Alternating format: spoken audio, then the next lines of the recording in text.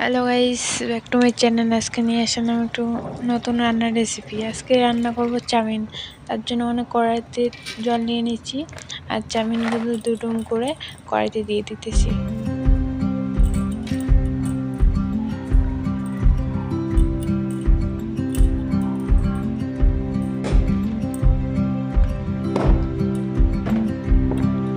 এগুলো দেওয়া হয়ে গেলে একটু সাদা তেল দেবো, যাতে সাদা তেলটা দেওয়ার পর একটার গায়ে একটা যেন না লাগে, তার জন্য একটু সাদা তেল দিতে হবে। আর একটু দিয়ে দেবো লবণ, যাতে তাড়াতাড়ি সিদ্ধ হয়ে যায়। এগুলো দিয়ে ভালো করে ঘেটে নেব। ঘাটার পর 10-15 মিনিটের জন্য সিদ্ধ করার জন্য রেখে দেব।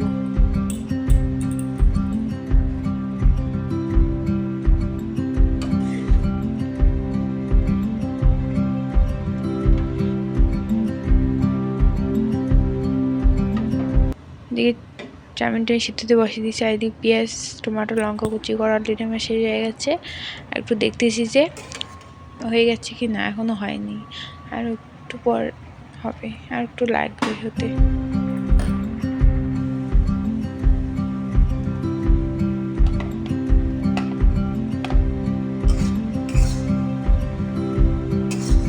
অলরেডি আমার হয়ে গেছে প্রায়।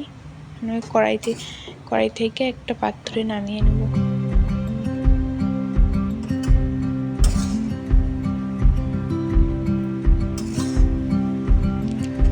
তোমরা যদি আমার ভিডিও ইউটিউব কিংবা ফেসবুক থেকে দেখে থাকো, ইউটিউব থেকে দেখে চ্যানেলটা অবশ্যই সাবস্ক্রাইব করে দেবে, আর লাইক কমেন্ট শেয়ার অবশ্যই করে দেবে।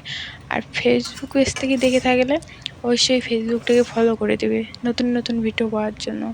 আর নতুন নতুন ভিডিও নিয়ে আসবো তোমাদের সামনে।